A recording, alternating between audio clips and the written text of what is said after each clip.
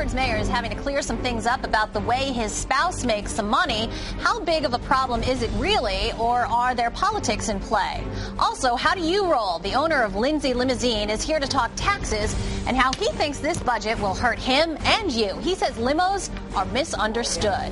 Also, Governor Malloy's town hall tour is over. People talked, he listened, and he says he has made some changes.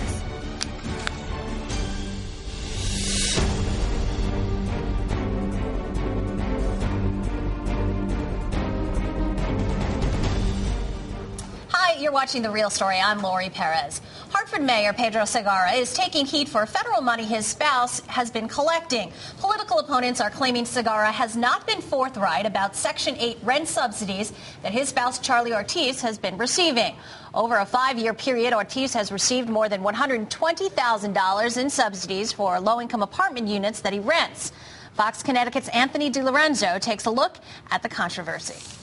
Family matters leading to controversy at City Hall. State Representative Kevin Roldan says he blew the whistle on Mayor Pedro Segarra, who reportedly failed to reveal that his spouse got $120,000 in low-income housing benefits on his ethics filings.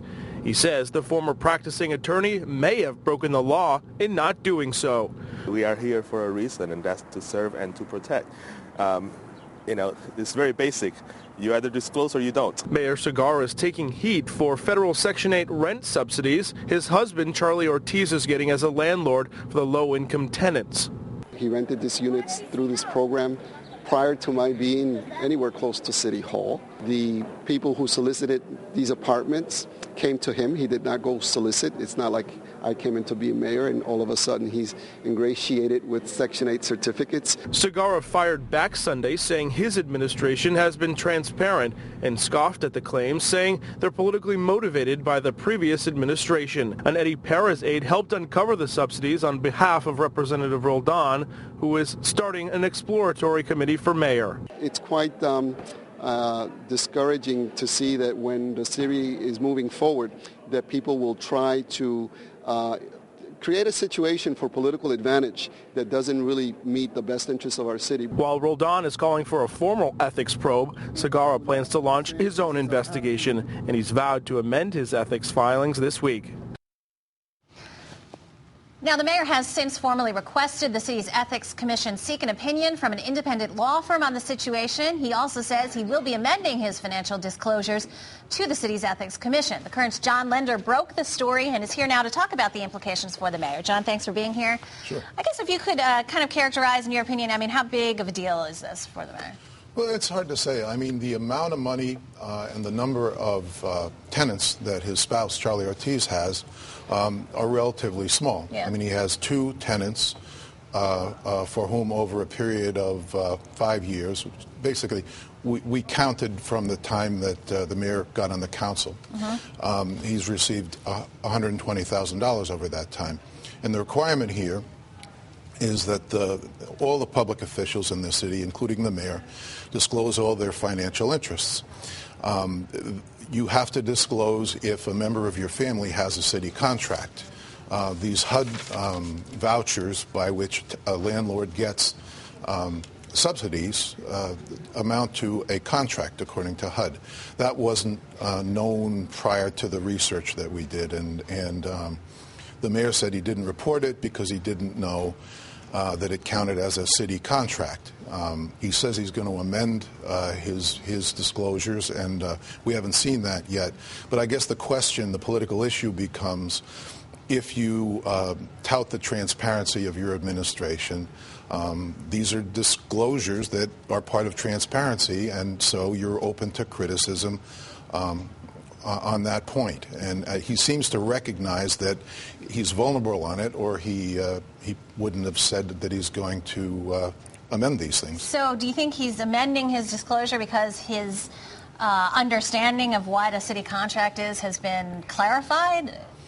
I think what he said to me was that he's kind of going beyond what he thinks necessarily he might need to do. But basically he says, I've got nothing to hide. I never had anything to hide. And if that's what I need to do, I want to be transparent, and that's what I'm going to do. And I know that there's been some feedback on both current.com and ctnow.com to your articles, and it has been mostly what? Well, two things. I mean, some of the people who think that we are making a mountain out of a molehill, and other people, though, I think it's about 50-50, maybe a little bit more against the story, but of the people who write comments. But there are a number of people, including the people who write editorials for The Current, who said that this is an important principle. And if you're going to be the mayor of transparency, you should uphold it. Just like whenever Jody Rell, somebody in her administration, had an ethical problem, she had put herself out there as the ethics governor. Mm-hmm. And so it kind of, if you take that stance, it kind of magnifies the importance of anything like this that comes up. As you were researching the story and working on it, how much of it did you have to weigh thinking, well, I mean, this is coming, it appears at least to be rooted by someone who's going to run for mayor and supporters of Representative Roldan, who certainly has an exploratory committee. I mean, how much did you weigh, okay, well, how politically motivated is this? Well, I mean, you have to, the thing to do is put in the story and let people know where it's coming from. And we did say in the story that the records that the Current obtained under an FOI request had first been requested by a person aligned with Kelvin Roldan. So, wherever it comes from, you look at the information and see if it's real, and see if it's valid, see if there's a requirement that needs to be fulfilled. Went to the HUD, called the people in HUD, contacted them, wrote to them, talked to them about what the standards are. And they said, these are the standards. This is a contract under their jurisdiction, under the city's jurisdiction. If there's a contract with somebody who's a member of the mayor's family, and Charlie Ortiz is his spouse, they're married in Connecticut, then it needs to be reported. So.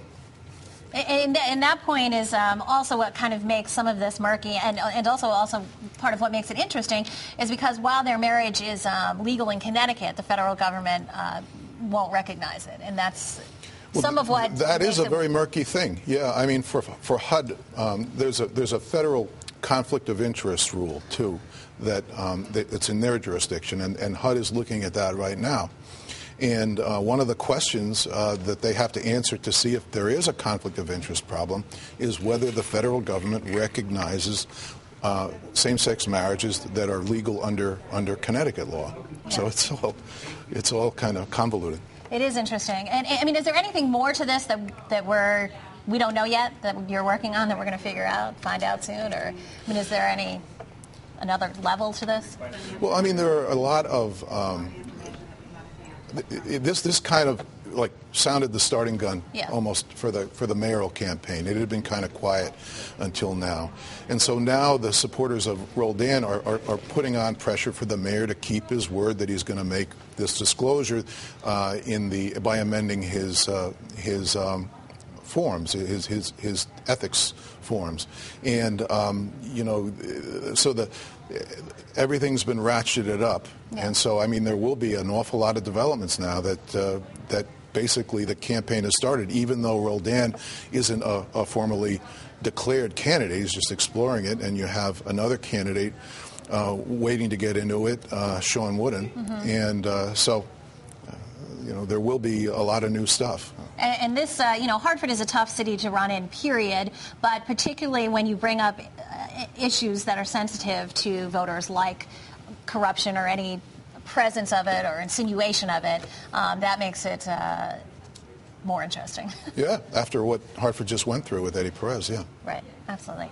Thanks, John, for being here. It's an interesting story, and I'm sure there'll be developments that we'll want to follow. Thanks again to current reporter John Leonard.